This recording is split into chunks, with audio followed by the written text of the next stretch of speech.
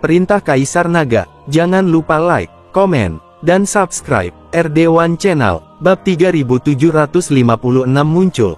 Senjizi sekarang telah benar-benar melihat betapa menakutkannya Dev. Panah yang baru saja ditembakkan akan sulit dilawan bahkan oleh alam kesengsaraan tingkat 9. Senjizi menatap Dev dengan sedikit ketakutan di matanya.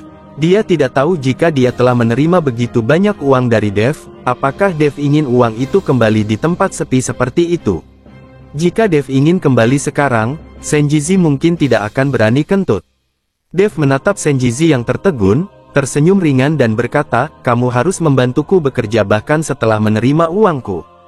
Datang dan bantu menggali." "Baiklah, baiklah." Senjizi segera bangkit, lalu membantu Dev mulai menggali. Gelombang panas terus mengalir dari tempat mereka menggali. Saat Dev sedang menggali bersama Senjizi, di sebuah halaman di kota Nanju, Mu Yao merasa malu dan mengumpat dengan marah. "Anak nakal, jika aku menyentuhmu, aku pasti akan mencabik-cabikmu."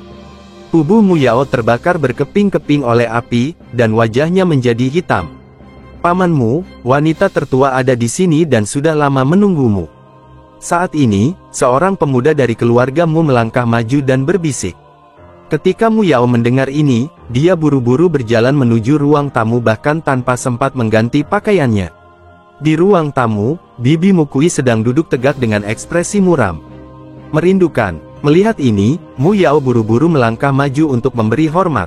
Bibi Mukui melirik penampilan Mu Yao yang malu dan tanpa sadar mengerutkan kening. "Mu Yao, apa yang kamu lakukan? Apakah kamu dalam keadaan kacau balau? Saya meminta Anda untuk memimpin tim di sini kali ini karena saya memiliki sesuatu untuk dipercayakan kepada Anda. Lihat bagaimana penampilan Anda sekarang." Bibi Mukui bertanya dengan tajam. Meskipun Mu Yao berusia lebih dari 60 tahun dan sangat tua, dia hanyalah anggota jaminan dari keluarga Mu dan tidak memiliki status, jadi dia dipanggil dengan nama depannya dan dimarahi. Perlu Anda ketahui bahwa hanya mereka yang merupakan anggota keluarga langsung yang dapat menduduki jabatan kepala keluarga dan mempunyai status tinggi dalam keluarga. Beberapa dari garis jaminan yang lebih jauh bahkan tidak setinggi pengurusnya. Setelah dimarahi, Mu Yao hanya berani menundukkan kepalanya, lalu menceritakan semua yang terjadi padanya.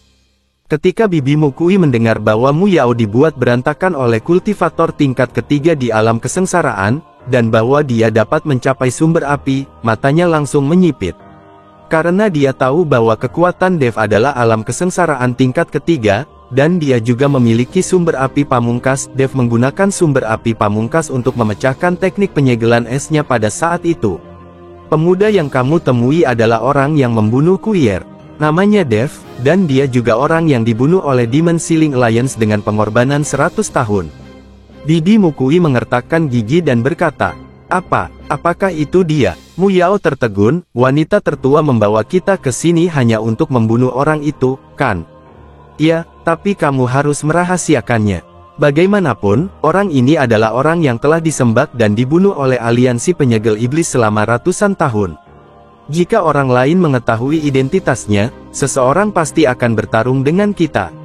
Selain itu, Istana Guanghan melindungi orang itu dan berselisih dengan keluarga Mu kita, jadi kita harus memberi warna pada Istana Guanghan. Dalam perjalanan ke wilayah kutub ini, selain membunuh Dev, kamu juga harus menjadi orang pertama yang menemukan sumber daya kutub di Istana Guanghan, dan ketika kamu melihat murid Istana Guanghan, bunuh mereka tanpa ampun." Bibi Mukui, sebagai tetua Istana Guanghan, telah mengeluarkan perintah pembunuhan kepada murid-murid Istana Guanghan. "Jangan khawatir, Nona, saya tahu apa yang harus saya lakukan." Mu Yao menepuk dadanya dan berjanji, "Pergi dan ganti bajumu secepatnya, kamu benar-benar mempermalukan keluargamu kami." Setelah mengatakan itu, Bibi Mukui pergi. Dev di sisi lain masih bekerja keras dengan Senjizi. Ternyata, Raja Iblis Ciyun meraung penuh semangat. Dev juga melihat beberapa meter di bawah tanah, sebuah tengkorak ditempatkan dengan tenang. Bab 3757 Tempat Pemakaman. Tengkoraknya juga menjadi batu giok, memperlihatkan bentuk transparan, dan tengkorak mengeluarkan banyak gelombang panas. Alasan mengapa salju di sini mencair adalah karena tengkorak ini. Melihat tengkorak di depannya, Dev tidak dapat membayangkan bahwa itu milik iblis besar Lord Ciyun. Mengambil tengkorak itu, nafas langsung mengalir ke lautan kesadaran Dev, dan Raja Iblis Ciyun hampir melompat kegirangan. Aku ingat sesuatu. Raja Iblis Ciyun benar-benar terbang keluar dari lautan kesadaran Dev. Ketika Dev melihat ini, dia terkejut. Sisa jiwa Raja Iblis Ciyun masih bisa bertahan di lautan kesadarannya sendiri. Jika dia meninggalkannya, mungkin akan segera menghilang. Dan mesin ajaib itu terkejut saat dia melihat sisa jiwa tiba-tiba terbang keluar dari tubuh Dev. Senior, kamu dalam bahaya. Dev dengan cepat mengingatkan. Raja Iblis Ciyun tidak berbicara, tapi mengambil tengkoraknya sendiri. Dari tengkorak, sinar cahaya redup terus menjalin dengan sisa jiwa Raja Iblis Ciyun. Setelah beberapa saat, Raja Iblis Ciyun menunjukkan ekspresi menyakitkan, dan kemudian kembali ke lautan kesadaran Dev. Senjizi menatap semuanya dengan tatapan kosong, tidak berani mengucapkan sepatah kata pun. Senior, apa yang kamu ingat? Dev bertanya dengan cepat. Pegunungan ini adalah tempat pemakamanku. Tubuhku terkubur di bawah seluruh gunung iblis, kata Raja Iblis Ciyun dengan mata kusam. Ini, Dev tidak tahu harus berkata apa. Gunung Iblis Surgawi ini adalah pegunungan terbesar di seluruh alam surgawi, melintasi seluruh wilayah selatan. Dan tubuh Raja Iblis Ciyun dimakamkan di pegunungan yang begitu luas. Ini lebih sulit daripada mencari jarum di tumpukan jerami. Bagaimana cara menemukannya? Senior, tahukah kamu siapa yang membunuhmu, menguburkanmu di Gunung Iblis, dan menjebak sisa jiwamu di sini? Dev bertanya. Orang yang bisa membunuh Raja Iblis Ciyun, memotong-motong tubuhnya dan menguburkannya di Gunung Iblis Surgawi, dan menekan jiwanya di Gunung Iblis Surgawi, pasti sangat kuat. Raja Iblis Ciyun menggelengkan kepalanya. Aku tidak tahu, ingatanku masih sangat kabur sekarang, tapi cepat atau lambat aku akan mengetahuinya, dan cepat atau lambat aku akan membalas dendam. Raja Iblis Ciyun mulai memiliki niat membunuh di matanya. Ini membuktikan bahwa dia perlahan memulihkan ingatannya. Senior, sekarang kami hanya memiliki tulang tangan dan tengkorakmu. Mungkin sulit untuk beregenerasi. Jika ada peluang dan petunjuk, saya akan mencarikan bagian tubuh lainnya untuk Anda. Dev berkata pada Raja Iblis Ciyun. Bagi Raja Iblis Ciyun, Dev hanya bisa melakukan servis dengan hati-hati. Jika orang ini benar-benar terlahir kembali, dia mungkin pendukung terkuat Dev. Nah, kamu serius? Jika aku benar-benar bisa dilahirkan kembali, aku bisa memastikan kamu bebas di surga. Raja Iblis Ciyun berkata dengan penuh rasa terima kasih. Ketika Dev mendengar ini, dia tahu bahwa orang ini sedang membual.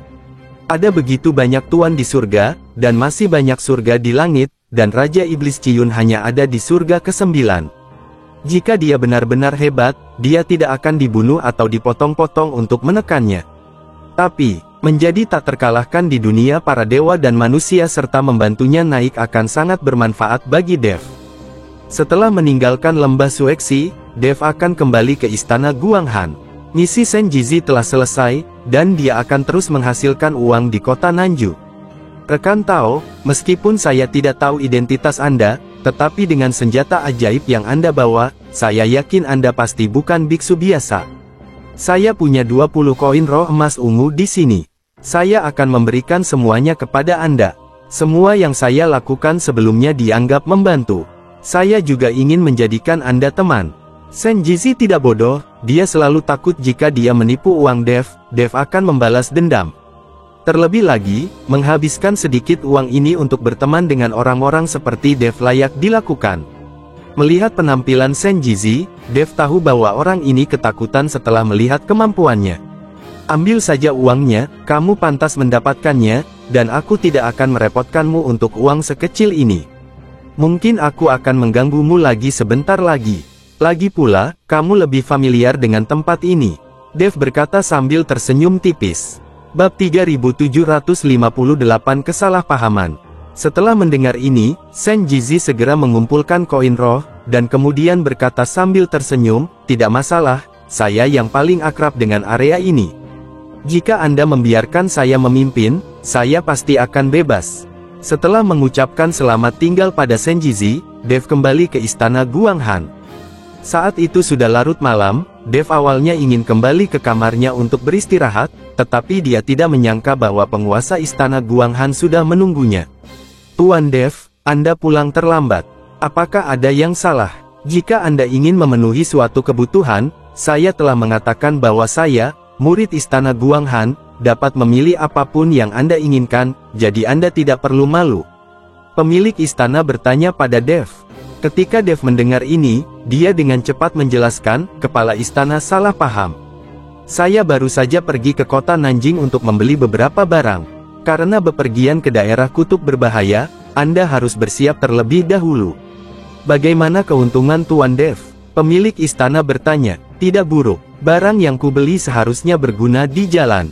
Kata Dev. Kalau begitu aku tidak akan mengganggu istirahatmu. Tapi kamu harus ingat bahwa di saat yang paling berbahaya, kamu harus memastikan keselamatanmu sendiri dan melarikan diri, dan kamu bisa mengabaikan orang-orang suci itu.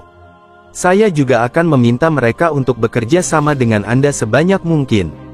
Orang-orang suci ini semuanya sombong, jadi terkadang mereka tidak mendengarkan apa yang mereka katakan, jadi jangan khawatir, Tuan Dev.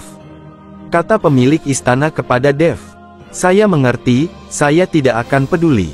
Dev tersenyum ringan. Itu bagus. Tuan istana pergi. Dev kembali ke kamarnya, lalu mengeluarkan cangkang kura-kura hitam dan mengukir pola formasi di atasnya. Mengukir pola formasi di tempat sekecil itu membutuhkan tenaga dan tenaga paling banyak. Butuh waktu semalaman bagi Dev untuk menyelesaikan ukiran lebih dari selusin cangkang kura-kura hitam. Cangkang kura-kura hitam, ditambah dengan pola formasi yang diukir oleh Dev, cukup untuk menahan serangan dari alam kesengsaraan level 8 atau lebih. Bagi orang-orang suci dari alam kesengsaraan tingkat 6 ini, pertahanan diri sudah cukup. Setelah menyingkirkan cangkang kura-kura hitam, Dev menarik napas panjang dan bangkit untuk mencari penguasa istana Guanghan. Dia ingin penguasa istana membawanya ke tempat para orang suci berlatih dan memberi mereka cangkang kura-kura hitam ini. Pada saat ini, pemilik istana sedang duduk di halaman, dengan udara dingin yang terus-menerus mengelilinginya. Suhu di sini sangat dingin, tetapi pemilik istana mengenakan rok kasa setipis sayap jangkrik dan sangat transparan. Mungkin dia lupa tentang keberadaan Dev dan merasa hanya ada murid perempuan di istana Guanghan, jadi pemilik istana hanya duduk di halaman untuk berlatih. Ketika Dev datang ke halaman kepala istana dan melihat kepala istana mengenakan pakaian tembus pandang, Dev tertegun sejenak. Dia tidak menyangka tuan istana akan berpakaian seperti ini saat dia berlatih. Saat ini, Dev tidak tahu harus berbuat apa. Haruskah aku pergi atau tetap di sini? Meskipun Dev berusaha sekuat tenaga untuk menghindari tatapannya, mata Dev tampak tidak patuh dan selalu meliriknya secara tidak sengaja. Kepala istana juga memperhatikan bahwa seseorang sedang memata-matai dia tiba-tiba membuka matanya, dan cahaya dingin keluar. Ketika Dev melihat ini, dia dengan cepat menghindar dan tidak terkena. Tuan Dev. Pemilik istana tercengang saat melihat itu adalah Dev. Dev juga terlihat malu dan tidak berani menatap langsung ke arah penguasa istana. Dia buru-buru berkata, saya ingin meminta penguasa istana untuk membawa saya ke tempat para orang suci berlatih. Baik, kepala istana mengangguk, lalu kembali ke kamar untuk mengganti pakaiannya. Ketika pemilik istana mengganti pakaiannya, dia menemukan bahwa wajah Dev memerah, seolah-olah dia sedang demam. Melihat Dev seperti ini, pemilik istana menutup mulutnya dan tersenyum. Tentu saja dia tahu kenapa Dev seperti ini. Tuan Dev, Anda telah menyelamatkan hidup saya. Biasanya, jika Anda menginginkannya, saya harus memberikannya kepada Anda. Sayangnya saya sekarang bertanggung jawab atas misi istana Guanghan dan tidak dapat berlatih kultivasi ganda dengan Tuan Dev sampai saya mewariskan posisi kepala istana kepada generasi berikutnya. Sebagai orang suci, saya dapat membantu Tuan Dev. Pemilik istana berkata dengan tenang kepada Dev. Tuan istana salah paham, aku tidak bermaksud begitu, ayo cepat pergi. Dev tersipu dan berjalan cepat menuju bukit belakang istana Guanghan. Bersambung.